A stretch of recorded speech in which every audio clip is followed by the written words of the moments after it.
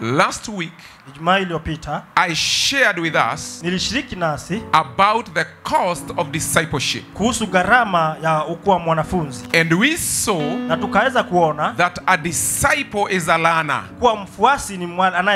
or a follower of Jesus Christ. Praise the name of the living God. Amen. And he seeks to emulate and to be like Jesus Christ. We also learned that a disciple must deny himself or herself. He must carry the cross and follow Jesus Christ. And this can be done. Hallelujah. Amen. This can only be done when you deny yourself. There are things you must ensure that you must throw away.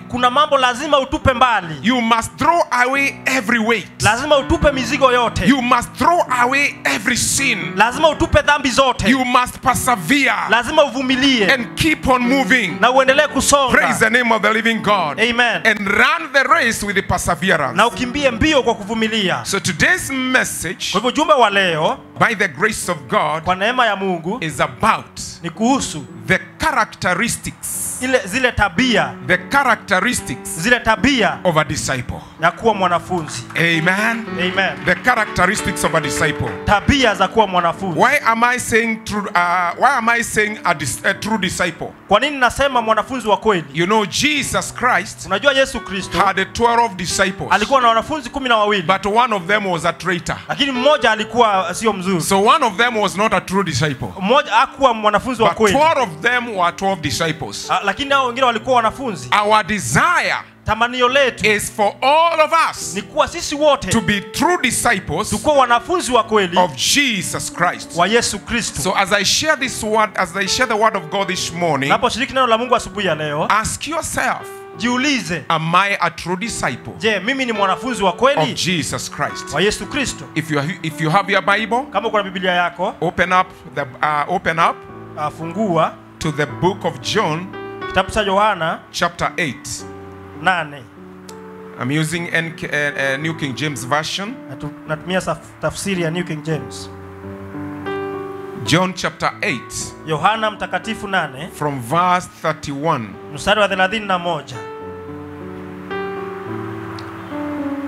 The Bible says, then Jesus said to those who believed him, if you abide in my word, I repeat again, if you abide in my word, you are my disciples indeed, and you shall know the truth, and the truth will set you free. They answered him, we are Abraham's descendants, and have never been in bondage in any way to anyone. How can you say you will be made free? Jesus answered them, most assuredly, I say unto you, whoever commits sin is a slave of sin. And a slave does not abide in the house forever, but a son abides forever. Therefore, if the son makes you free, you shall be free indeed. Amen and amen. Amen. Praise the name of the living God. Amen. May the Lord bless his word. Jesus Christ, the Son of the living God, spoke to the Jews, those who believed, and he told them that he is the source of life. Amen. Amen. And he said, if you abide in me, mkikaa ndani yangu, if you abide in my word, mkikaa kwa neno langu, then you are my disciples. Mtakuwa wanafunzi wangu. And therefore this morning, kwa hivyo asubuhi ya leo, if you are here, kama uko hapa, I am addressing disciples. Naweza kuongelesha wanafunzi. And if you are not a disciple, na kama wewe si mwanafunzi, allow God kubali Mungu to make you one of his disciples. Mwanafunzi wake. Amen. Amen. Praise the name of the living God. Amen. And he told them, you'll know the truth. Na akawaambia mtajua ukweli. And the truth will set you free. Na huo ukweli utawaweka huru. And therefore I want to start with the characteristics of a disciple. Kwa hivyo nataka kuanza na zile tabia za mwanafunzi. The first characteristics of a true disciple. Tabia ya kwanza ya mwanafunzi wa ukweli. Number one. Ya kwanza. Is salvation. Ni wokovu. Salvation. Wokovu. Praise the name of the living God. Amen. Is the first sign of a true disciple. Ni ishara ya kwanza ya mwanafunzi wa kweli. It is the time you receive Jesus Christ. Ni wakati unapompokea Yesu Kristo as your Lord and Savior. Kuwa Bwana na Mwokozi. You know, there are some people, unajua kuna watu who believe, ambao wanaamini, or they assume, ama wanaweza because they have been brought up by a Christian family, kwa maana wamelelewa kwa familia za Kikristo, or a pastor or a bishop, ama mchungaji ama askofu, they assume they have been born again. Wanaweza kusema wameokoka.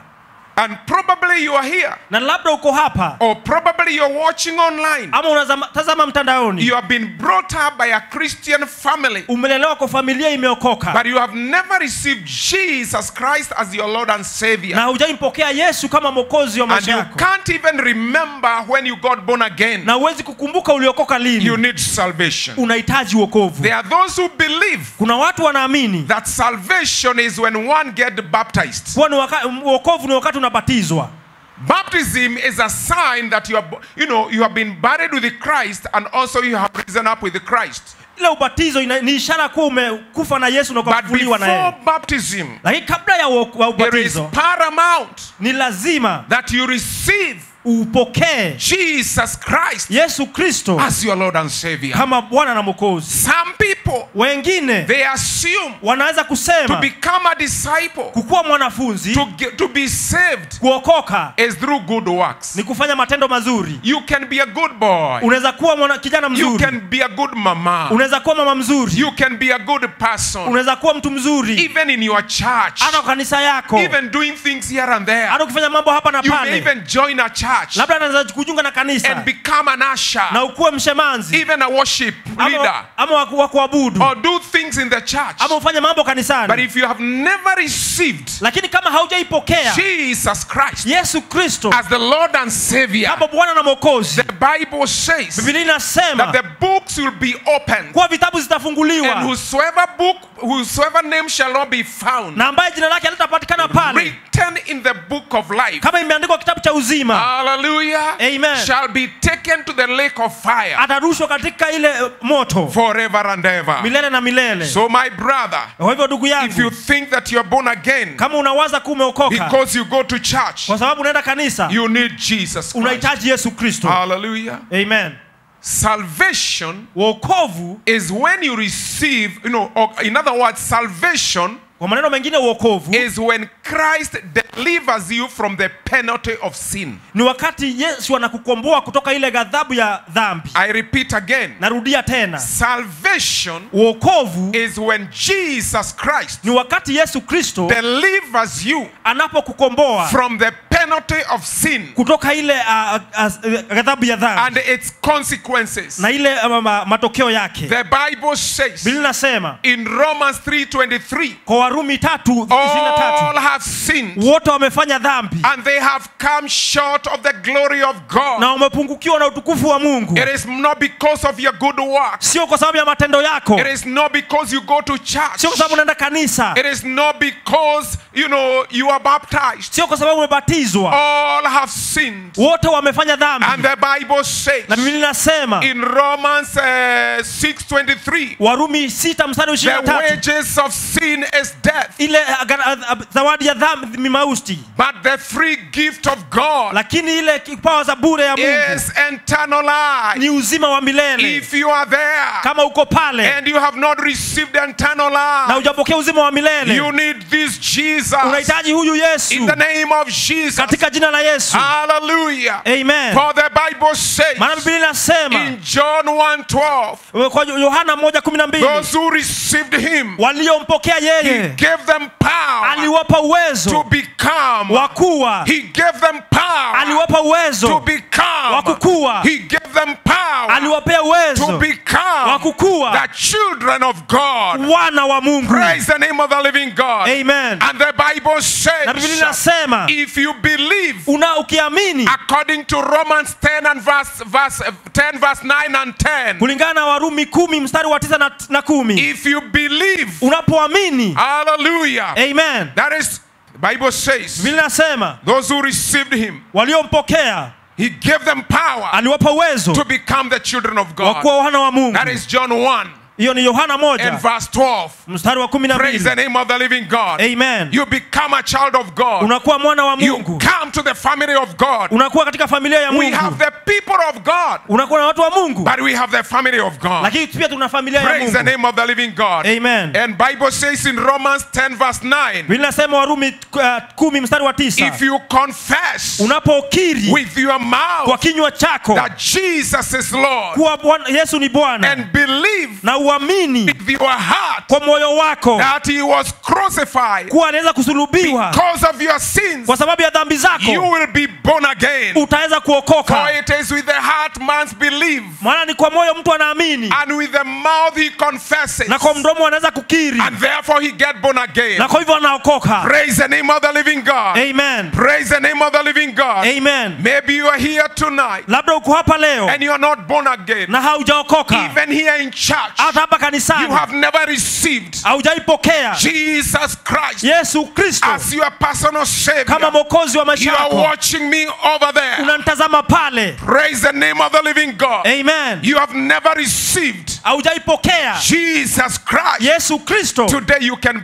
get born again. Leo unaweza okoka. If you are here, kama uko hapa, or you are there, ama uko pale, I want to pray with you, nataka kuomba na wewe, so that you may become a disciple, ili ukuwe mwanafunzi, and get to understand, na uweze kuelewa what I am teaching today. ambacho nafunza leo. If you are there, just raise up your hand, kama uko hapo, inua mkono wako, and repeat after me. Narudia nyuma yangu. Say, Lord Jesus, Lord Jesus, I receive you, I receive you as my Lord, as my Lord, and my Savior, my Savior. Oh God, oh God, I recognize I am a sinner, and today come in my heart, wash my sins away, fill me with the Holy Ghost, that I may walk in holiness, and righteousness, in Jesus' name. Amen. If you have prayed that prayer, you can write to us, or come to us after this. We will pray for you in Jesus' name. The characteristic of a true disciple number 2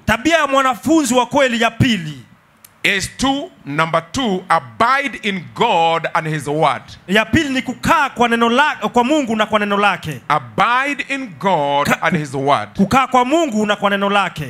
To abide is to constantly remain ni kuweza kubaki pale in Christ. Katika Yesu Kristo. Hallelujah. Amen. To constantly remain in Christ. Kuweza kubaki kwa Kristo. Or stay in Him. Ama kukaa ndani yake. You don't just come to Christ au kuji kwa Kristo and then you move out. Na utoke tena. You become like a submarine. Unakuwa kama ule submarine. Today you are born again. Leo umeokoka. The other day you are not born again. Hiyo siku nyingine hujaokoka. But we must abide. Lazima tukae in God kwa Mungu and His word. Na kwa neno lake. And therefore I'm telling us this morning. Na kwa hivyo nawaambia asubuhi ya leo. If you have been abiding in Christ. Kama umekukaa ndani ya Kristo. And sometimes going out. Na wakati mwingine kutoka. Because some issues here and there.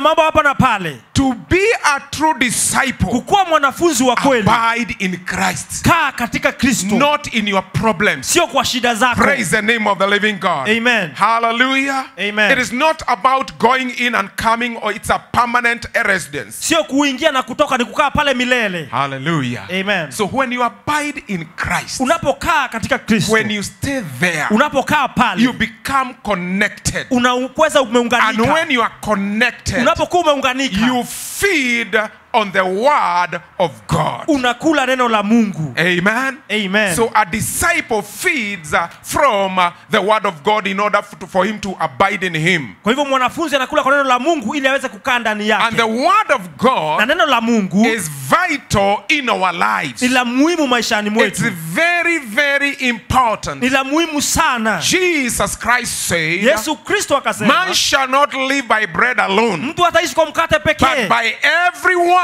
lakini kwa neno that proceed ambalo linatoka from the mouth of God. kutoka kwa kinywa cha Mungu. Hallelujah. Amen. Praise the name of the living God. Amen. So every day, kwa hivyo kila siku, hear the word of God. Sikia neno la Mungu. Read the word of God. Soma neno la Mungu. Meditate on the word of God. Tafakari neno la Mungu. Memorize the word of God. Weza kusikia neno la Mungu. For the Bible says, maana Biblia inasema, your word have I hid neno lako nimeficha in my heart, kwa moyo wangu, that I may not sin against you. ili nisiweze kutenda dhambi. Praise the name of the living God. Amen. The next one, okay, as you, it is still in abiding. Hapo hapo kwa kukaa. To abide, kukaa, you must be rooted and grounded in God's word. Lazima ukuwe na mizizi kwa neno la Mungu. We are still in abiding. Tuko hapo kwa kukaa bado. Be rooted and grounded in the word of God. Kaa na mizizi na ukae ndani la neno la Mungu. You know, roots, unajua mizizi, are vital to the plant. Ni ya muhimu sana kwa mti. Why? Kwa nini? For that plant to have health and life, hiyo mti kuwe na uzima na afya, and get nutrients, na iweze kupata ile chakula, it must have good roots. Lazima ikuwe na mizizi mizuri. We exhibit Christ-like qualities, tunadhihirisha ile aina ya Kristo, when we are rooted in God. Tunapokuwa na mizizi kwa Mungu. Hallelujah. Amen. We exhibit, tunadhihirisha Christ-like qualities, ile tabia za kama za Mungu, za when we are rooted in Christ. Tunapokuwa na mizizi kwa Kristo. My brother, I want to ask you, ndugu wangu nataka kuuliza, are you rooted in Christ? Je, uko na mizizi kwa Kristo? Or you are rooted in your finances? Ama uko na mizizi kwa mambo mengine? Are you rooted in Christ? Je, uko na mizizi kwa Kristo? Or probably, ama labda you are rooted in your business. Uko na mizizi kwa biashara zako. Sometimes, wakati mwingine, we are rooted, tunaweza kuwa na mizizi, in the things that are not right. Kwa mambo ambayo sio mazuri. But we must serve God. Lakini lazima tumikie Mungu. In season. Kwa majira. And out of season. Na hata bila majira. Praise the name of the living God. Amen. Hallelujah. Amen. When the sun is shining, wakati jua linawaka, you are rooted in God. Uko na mizizi kwa Mungu. When there is no money, wakati hakuna pesa, you are rooted in God. Uko na mizizi kwa Mungu. When there is money, ukiwa na pesa, you are rooted in God. Kwa mizizi kwa Mungu. Praise the name of the living God. Amen. When there are terrains of life, kulikuwa na ile mteremko ya maisha, when there are storms of life, kulikuwa na magharibi ya maisha, don't come out of the boat. Usitoke kwa call unto Jesus. Muitie Yesu. These are disciples. Hao ni wanafunzi. Jesus told them, Yesu akawaambia, go to the other side. Endeni ile pande mwingine. Go to the other side. Enda upande mwingine. And when they were moving on, walipokuwa wanaenda, the Bible says, there were storms. Kulikuwa na gharika. There were storms. Kulikuwa na gharika. They didn't know what to do. Hawakujua cha kufanya. But when things got worse, wakati mambo yalikuwa mabaya zaidi, they called Jesus. Wakaita Yesu. Where are you? Uko wapi? As long as you are with Jesus, unapokuwa na Yesu, he may seem quiet. Anaweza onekana amenyamaza. He may seem quiet. Anaweza onekana amenyamaza. But he has not abandoned you. Lakini hajakuacha. He has not abandoned you. Hajakuacha. Amen. Amen. And when Jesus Christ arose, wakati Yesu Kristo aliamka, hallelujah, he just calmed the storm. Anaweza kutuliza ile gharika. In the name of Jesus. Katika jina la Yesu. If there is a storm, kama kuna gharika yoyote that you have been going through in your life, ambao umekupitia maishani, with the power and authority given unto me, kwa nguvu na uwezo ambao nimepewa, may that storm stop now. Wacha gharika iache sasa. May that storm stop now. Wacha gharika iache uache sasa. You must proceed on. Lazima uendelee. To where you are supposed to your next destination. Kwa mahatima yako. In Jesus' name. Katika jina la Yesu. Worship God. Abudu Mungu. In truth and in the spirit. Kwa kweli na roho. The Bible says. Biblia inasema. We must exhibit Christ-like qualities. Lazima tuweze kudhihirisha ile kama tabia za Kristo. Colossians 2:6. Wakolosai 2:6. And now just as you have accepted Jesus Christ as your Lord. Na kama vile mpokea Yesu kama Mwokozi, kama Bwana. You must continue to follow him. Lazima muendelee kumfuata. Hallelujah. Amen. As you therefore have received Christ Jesus the Lord, so walk in him. Kama vile mpokea Yesu Kristo kama Bwana, kwa hivyo tembeeni na yeye. NLT is better. I want to read that NLT. Tufungua tafsiri ya NLT. The Bible says. Biblia inasema. Hallelujah. Amen. And now, sasa, just as you have accepted Christ Jesus as your Lord, kama mlivyompokea Kristo Yesu kama Bwana, you must continue to follow him. Endeleeni vivyo hivyo. Let your roots grow down into him. Wacha shina yako iweze kujengeka ndani yake. Hallelujah. Amen. Let your roots. Wacha shina yako. Not grow in other places. Sio izimee mahali pengine. But let your roots. Wacha mizizi yako. Grow unto the Lord. Iweze kukua kwa Yesu. Hallelujah. Amen. Then your faith will grow strong. Imani yako itaweza kuwa kwa nguvu. In the truth you are taught. Kwa ile ukweli ambao mliofunzwa. And you will overflow with thankfulness. Na unaweza kuzidiwa na shukrani. So allow. Kwa hivyo kubali. By the grace of God. Kwa neema ya Mungu.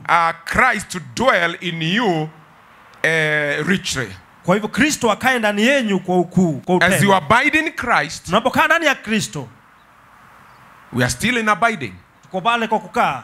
We are still in abiding number 1. Tuko kukaa bado. If you abide in Christ, unapokaa kwa Kristo, you must bear fruits. Lazima uzae matunda. Amen. Amen. Feed on the word.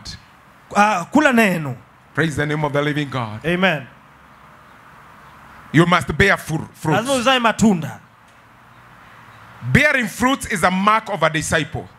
Kuzaa matunda ni ishara ya mwanafunzi. Jesus Christ said in John 15:15. Yesu Kristo akasema kwa Yohana 15:15. I am the vine, you are the branches. Mimi ndio mzabibu, nyinyi matawi. If you remain mnapobaki or abide in me, ama mkae ndani yangu, and I in you, na mimi ndani yenu, you will bear much fruits. Mtazaa matunda mengi. So the question is, kwa hivyo swali ni, what kind of a fruit are you bearing? Je, ni matunda aina gani unazaa? In the book of Galatians, we may not go there.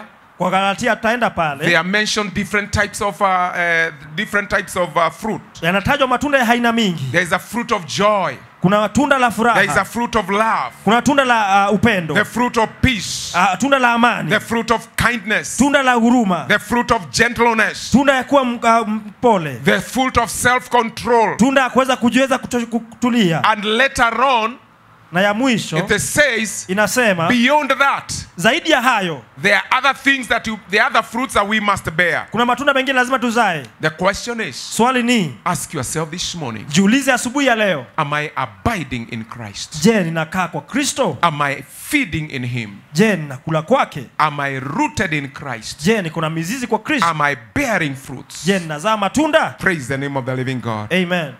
A true disciple, mwanafunzi wa kweli, obeys God and his word.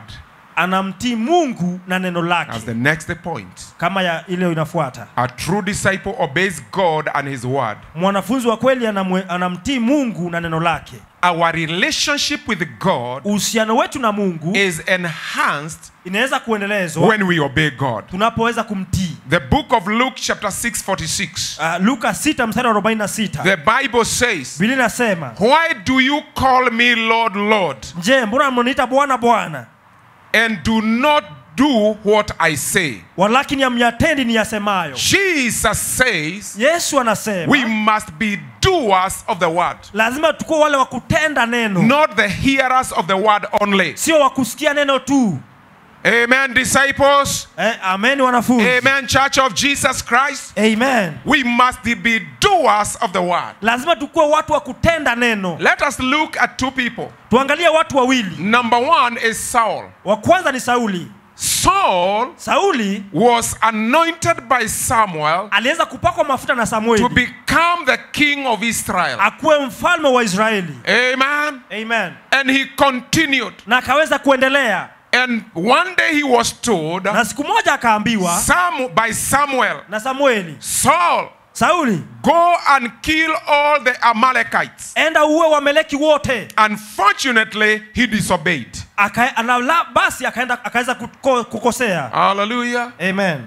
And Saul told him, na Sauli akamwambia, obedient is better than sacrifice. Kutii ni zaidi ya kutoa dhabihu. Obedient is better than sacrifice. Kutii ni zaidi ya dhabihu. You may come with your tithe. Unaweza kuja na fungu lako la 10. You may come with your offerings. Unaweza kuja na sadaka yako. You may come with your blessings. Unaweza kuja na baraka zako. But if you don't obey God, lakini kama haumtii Mungu, get to know you are doing a service. Jua unafanya ile kutumika. Hallelujah. Amen. You are serving God. Unatumikia Mungu. But you're not totally serving God from your heart. Lakini untumikii Mungu kwa kweli kutoka kwa roho. Give your heart first. Kama umeweza kuwa, give your life first. Peana maisha yako kwanza. And then give other things to the Lord. Na upeane mambo mengine kwa Bwana. Praise the name of the living God. Amen. Amen. Amen. Another day, siku ingine, Saul was told, Sauli akaambiwa, go somewhere. Enda mahali. I'll come and sacrifice to the Lord. Nitakuja nitoe dhabihu kwa Mungu. He waited for 7 days. Akangoja siku 7. He realized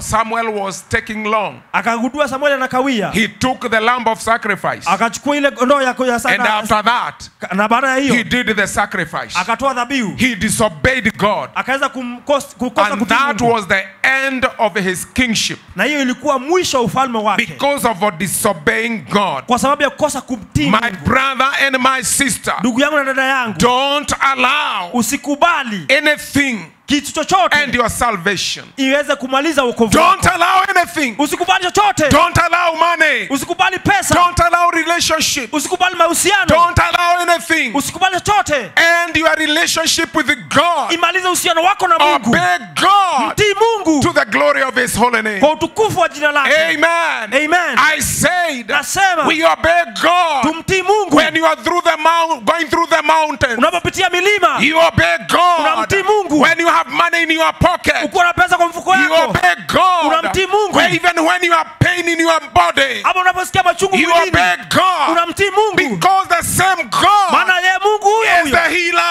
Yeye ndio mponyaji. Is the healer. Yeye ndio mponyaji. And if you are here today, na kama uko hapa leo, in the name of Jesus, katika jina la Yesu, and you are sick in your body, na uko mgonjwa mwilini mwako, you have obeyed God, na umemtii Mungu, I speak healing na nena uponyaji over your life. Juu ya maisha yako. I speak healing na nena uponyaji over your life. Juu ya maisha yako. I speak healing na nena uponyaji over your children. Juu ya watoto wako. I speak healing na nena uponyaji over your mind. Juu ya maisha yako. I speak healing na nena uponyaji over your life. Juu ya maisha yako. For with God, all things are possible. yote yanawezekana. The Lord has done it. Mungu ametenda. Mine is to speak the word. Mimi kunena And neno. when I speak it, Ninaponena. my Father in heaven, Baba wangu He mbinguni. is doing it now. Anaitenda sasa. Before you leave this service, utoke ibada. before you leave this service, utoke ibada. because of your obedience, Maana kwa kutii you are kwako. coming out of this place whole. Unatoka hapa kama In the mzima. name of Jesus. Katika jina In la the Yesu. name of Jesus. Katika jina la Yesu. May your child be healed. Wacha mtoto wako In the aponywe. name of Jesus. Katika jina la Yesu. May your business be healed. Wacha biashara yako In the iponywe. name of Jesus. Katika jina la Yesu. May your emotions be healed. Wacha fikra zako In the name ziponywe. of Jesus. Katika jina la Yesu. May the Lord eradicate those fears. Wacha Mungu aondoe hiyo maoga. Trust Him. Muamini. For He will never leave you. Maana hata kuacha. Neither forsake you. Na hata kuachilia. In the name of Jesus. Katika jina la Yesu. Hallelujah. Amen. Praise the name of the living God. Amen. Hallelujah. Amen. The other person, mtu mwingine, the Bible says, linasema, was Peter. Alikuwa Petero. And this is Peter who was told, na huyu Petero akaambiwa, go launch unto the deep.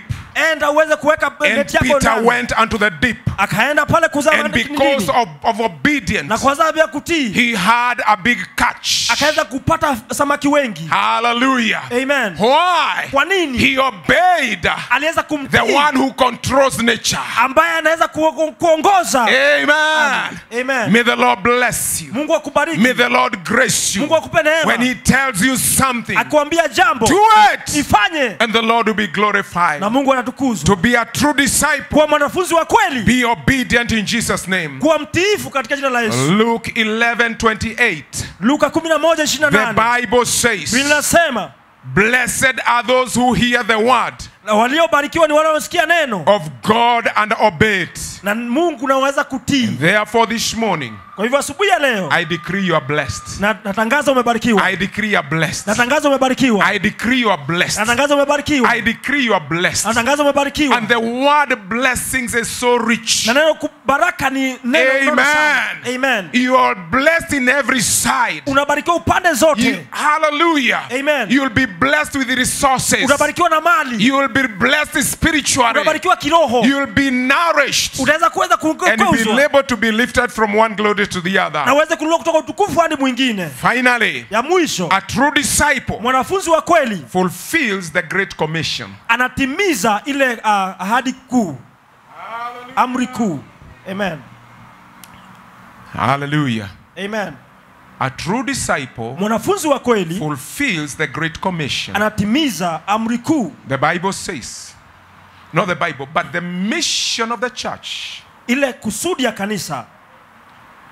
The mission and the goal of the church. Kusudi na jukumu la kanisa. My brother and my sister. Ndugu yangu na dada yangu. Is to win souls, or is to fulfill the great commission. Ni kuvua nafsi ama ni kuweza kutimiza amri kuu. And I say it again. Na nasema tena. And get it well. Na upate vizuri. That the purpose. Kwa hivyo kusudi. All the mission of the church and the goal of the church ile kusudi ya kanisa is to fulfill ni kuweza kutimiza the great commission. Ahadi kuu, amri kuu. Hallelujah. Amen. We fulfill the great commission tunatimiza amri kuu by sharing the word of God. Kuweza kushiriki neno la Mungu. But we are living at a time lakini tunaishi kwa wakati when the church has become so complacent. Wakati kanisa imeweza kutulia sana. If we are, we are living at a time tunaishi wakati when people just want to stay in the church. Wakati watu wanataka kukaa kanisani tu. It's good to come to church. Ni vizuri kuja kanisani. You sit down and be fed. Unakaa na unalishwa. You sit down and be taught the word. Unakaa unafunzwa neno. But a time must come also. Lakini wakati lazima ifike. When we should also go out there. Wakati lazima tuende pale. And win souls for Christ. Na tuvue nafsi kwa Kristo. So I challenge the congregation. Kwa hivyo nawatia changamoto. I challenge us those who are outside. Nawatia changamoto walio pale nje. Let's have passion. Wachukue na ile moyo. For the great commission. Wa ile amri kuu. The great commission. Amri kuu.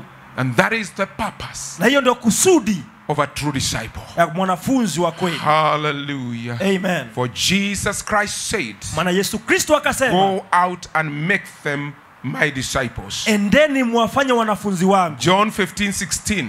Yohana 15:16. Jesus Christ said, Yesu Kristo akasema, you did not choose me, hamkunichagua, but I chose you, lakini niliwachagua, and I appointed you, na nikaweza kuwaweka, so that you might go and bear fruit, ili muweze mkaende na mkazae matunda. Look at the last sentence. Angalia ile andiko la mwisho. You go and do what? Mwende mfanye nini? You go and bear fruits. Muweze mzae matunda. And the fruit that abideth for?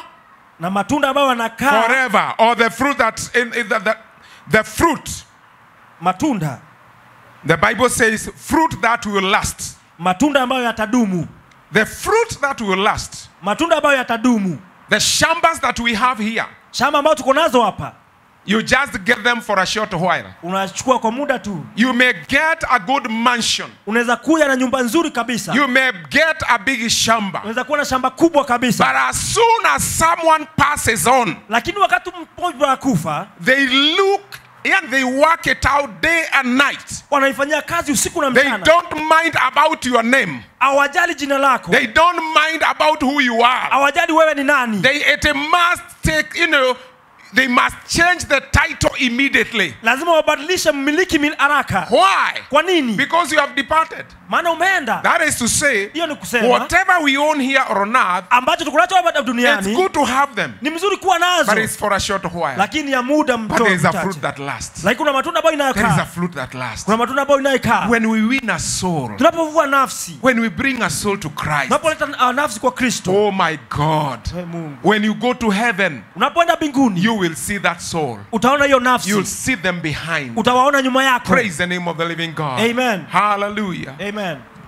Timothy said that Paul said to Timothy. Paulo akamwambia Timotheo. As I close. Napomalizia. 2 Timothy chapter 2 verse 2. Timotheo wa pili 2.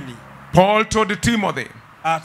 Paulo akamwambia Timotheo. And the things that you have heard me say in the presence of many witnesses. Mambo ambayo umesikia nikisema kwa mbele ya washuhuda wengi. And trust them to reliable people. Waweze kuwakabidhi watu wanaokuaminika. Who will be qualified to teach others. Ambao wataweza kufunza wengine. In other words, it's going even to the 4th generation. Inaenda kwa vizazi cha 4. It is about teaching one. Ni kuhusu kufunza neno. To reach one.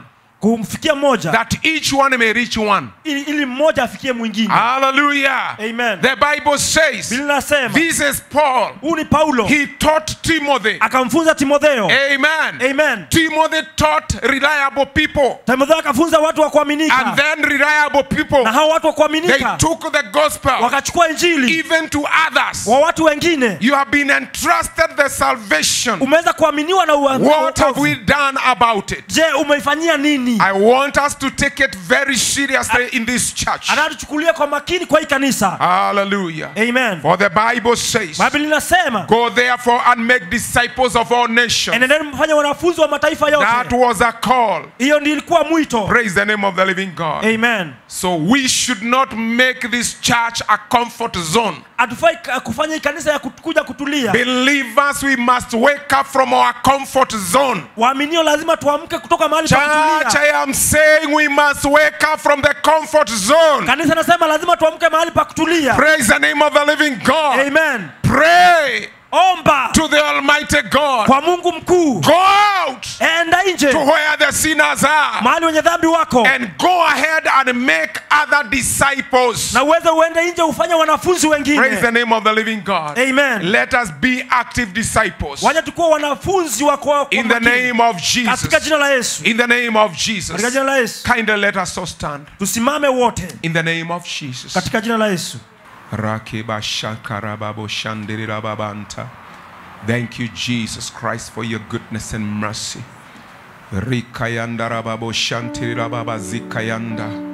Jesus, we love you. Jesus, we worship you. Yesu tunakuabudu.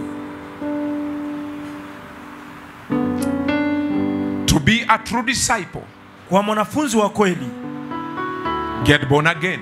Weza kuokoka. Receive Jesus Christ as the Lord and Savior of your soul. Pokea Yesu Kristo kama mwokozi wa maisha yako. To be a true disciple, kwa mwanafunzi wa kweli, abide in Christ, kaa katika Kristo and his word, na neno lake. And we said, na tukasema, that we feed from the word. Kwa hivyo tunaweza kula kwa neno. We be rooted in the word. Tunakuwa na mizizi kwa neno. And also we bear fruits. Na tunaweza kuzaa matunda. And also number 3. Na ya tatu, we obey God and his word. Tuweze kumtii Mungu na neno lake. And finally, na ya mwisho, we must passionately lazima tutolee kwa moyo fulfill the great commission. Tutimize amri kuu. If you want to be a true disciple, kama unataka kuwa mwanafunzi wa kweli, who will abide in Christ, ambaye atakaa kwa Kristo, and you want to receive the power of the Holy Spirit, na unataka kupokea nguvu ya Roho Mtakatifu, and God to give you grace, na Mungu akupe neema, to reach out, kuweza kuenda nje, to the lost, kwa waliopotea, because that is our purpose. Kwa hivyo, kwa sababu hiyo ndio kusudi letu. That is the purpose of the church. Hiyo ndio kusudi ya kanisa. If you are here, kama uko hapa, or in case you are there, ama uko pale, and you need the power, na unahitaji nguvu of the Holy Spirit, ya Roho Mtakatifu, to help you make disciples, kukusaidia kufanya wanafunzi, from Jerusalem, kutoka pale Yerusalemu, to Judea, kwenda Judea, Samaria, to the other uttermost part of the world, na huko duniani kote. If you have that zeal, kama uko na hiyo tamanio, number 1, ya kwanza, you want to remain a faithful disciple. Unataka kubaki mwanafunzi wa kweli. Number 2, ya pili, you would like to receive the power of the Holy Ghost, ungependa kupokea nguvu ya Roho Mtakatifu, so that when we go